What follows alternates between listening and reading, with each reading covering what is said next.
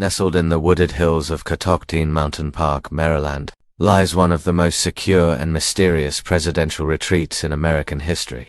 Camp David, officially known as the Naval Support Facility, the compound has served as a private sanctuary for U.S. presidents since World War II. Its origins trace back to 1942, when President Franklin D. Roosevelt, seeking a cooler, more private refuge away from the sweltering summers of Washington, selected the secluded location for his mountain hideaway. Originally named Shangri-La after the mythical paradise from James Hilton's novel Lost Horizon, the retreat was later renamed Camp David by President Dwight D. Eisenhower in honor of his father and grandson. More than a luxury retreat, the site was designed as a secure command post, hidden from public view, where presidents could relax with their families while also having the infrastructure to govern in times of crisis. Tucked deep in the forest, Camp David is accessible only by guarded roads or helicopter, surrounded by layers of security that make it nearly invisible to outsiders. Over the decades, it has hosted some of the most significant moments in diplomatic history, including the 1978 Camp David Accords between Egypt and Israel,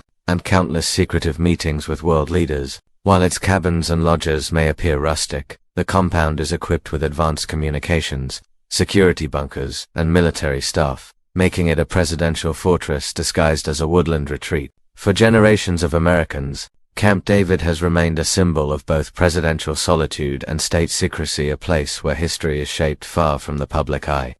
Camp David's story began during the height of World War II, when Roosevelt sought a secluded retreat where he could escape Washington's summer heat without the risk of German submarines, which patrolled the Atlantic coast near his usual getaway at Hyde Park.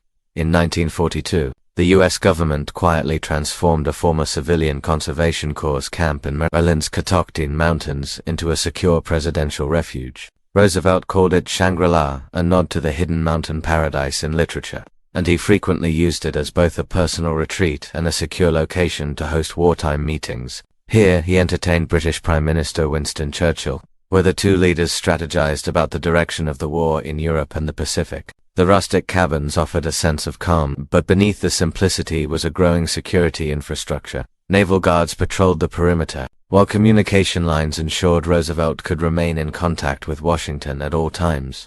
After the war, President Dwight D. Eisenhower adopted Shangri-La as his own refuge, but chose to rename it Camp David, honoring his father, David Jacob Eisenhower, and his grandson, David Eisenhower. Eisenhower enjoyed the peaceful surroundings but also used the camp for strategic purposes, hosting high-level military briefings and foreign dignitaries. His decision to rename the retreat symbolized a shift from Roosevelt's romantic vision to a more practical, family-centered image. By Eisenhower's presidency, Camp David had become firmly established as the official hideaway of the commander-in-chief, a unique blend of personal refuge and command center. At first glance, Camp David appears to be nothing more than a cluster of rustic cabins scattered across a wooded mountainside. The retreat was intentionally designed to blend into its natural surroundings, giving it the feel of a modest woodland camp rather than a seat of power. The complex includes about a dozen cabins, recreational spaces, walking trails, and a main lodge known as Aspen Lodge, which serves as the president's personal residence.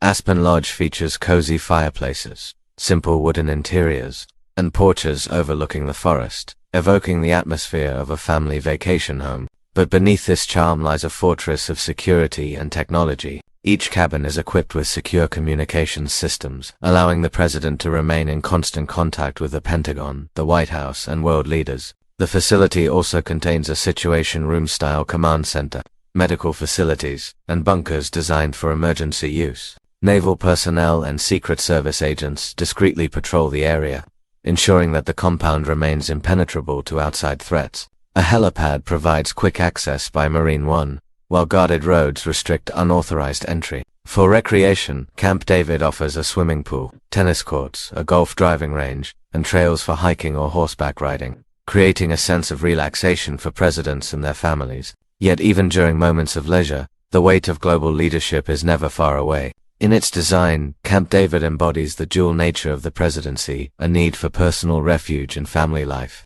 balanced with a constant readiness to make decisions that affect the fate of the nation. This combination of rustic simplicity and invisible power makes Camp David one of the most unique and mysterious presidential sites in American history. Beyond its role as a presidential retreat, Camp David has become a stage for some of the most important moments in modern diplomacy. Its secluded, pressure-free environment allows leaders to step away from the formality of Washington and speak candidly. The most famous example came in September 1978, when President Jimmy Carter invited Egyptian President Anwar Sadat and Israeli Prime Minister Menachem Begin to negotiate peace. For 13 tense days, the three men lived within the wooded compound, walking trails, holding private talks in cabins, and enduring emotional highs and lows. The isolation of Camp David removed distractions and press coverage, forcing the leaders to face each other directly. On September 17th, the effort culminated in the Camp David Accords, a landmark agreement that paved the way for the Egypt-Israel Peace Treaty of 1979,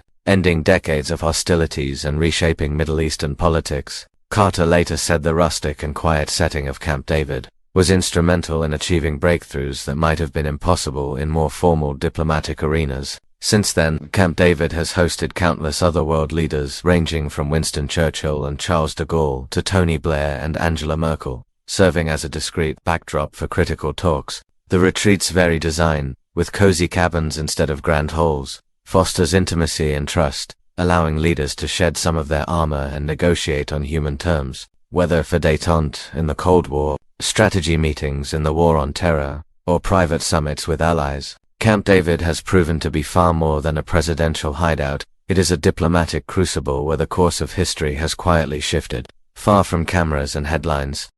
During the Cold War, Camp David's role expanded beyond that of a presidential retreat into an essential component of America's continuity of government planning. Hidden beneath its rustic exterior were reinforced communication systems, secure shelters, and a command post capable of sustaining presidential leadership in the face of nuclear attack. Presidents like Eisenhower, Kennedy, and Reagan relied on the compound not only as a refuge but also as a place where critical national defense decisions could be made in secrecy.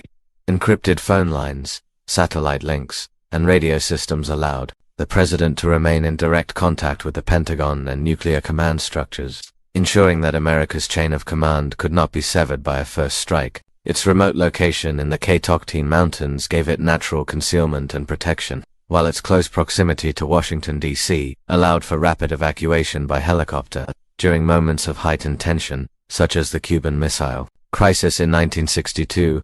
Camp David was kept on standby, prepared to transform into a fully functional command hub if Washington became too dangerous. Unlike massive facilities like Raven Rock or Mount Weather, Camp David combined strategic readiness with presidential comfort, blending wartime resilience with peacetime charm. At the same time, Camp David became deeply personal, serving as a sanctuary where presidents and their families could briefly set aside the burdens of office. Eisenhower spent hours golfing at the camp's driving range, while John F. Kennedy enjoyed horseback rides with his children through the wooded trails. Richard Nixon often retreated there during the darkest days of Watergate, pacing the grounds to find calm in the storm of scandal. The retreat's pool, tennis courts, and bowling alley allowed presidents to live with a sense of normalcy, while the trails and cabins offered a space for solitude and reflection.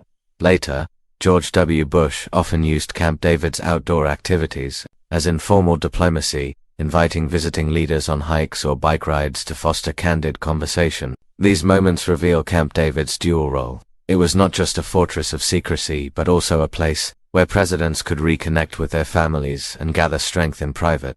Security at Camp David, however, has always been absolute. The retreat is guarded by the U.S. Secret Service, Marines, and Navy personnel, who work seamlessly to ensure no threat breaches the perimeter. The entire compound is surrounded by advanced motion detectors, hidden cameras, and armed patrols that blend discreetly into the wooded landscape. The airspace above is designated as a permanent no-fly zone, ensuring that no aircraft, drone, or satellite can intrude upon the president's retreat. Even the access roads winding up into the mountains are heavily restricted, with checkpoints, halting all unauthorized vehicles long before they approach the compound. Inside, every cabin is fitted with secure communication lines and can be converted for emergency use, with reinforced facilities that remain classified to this day.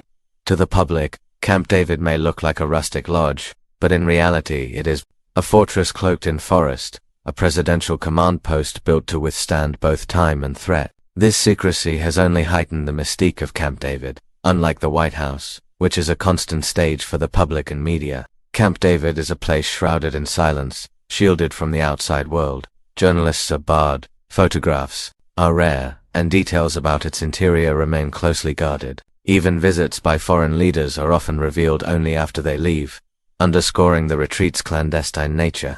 Rumors have long circulated about underground tunnels, deeper bunkers, and hidden chambers beneath the compound, though few details have ever been confirmed. These myths blur the line between fact and speculation, further feeding public fascination.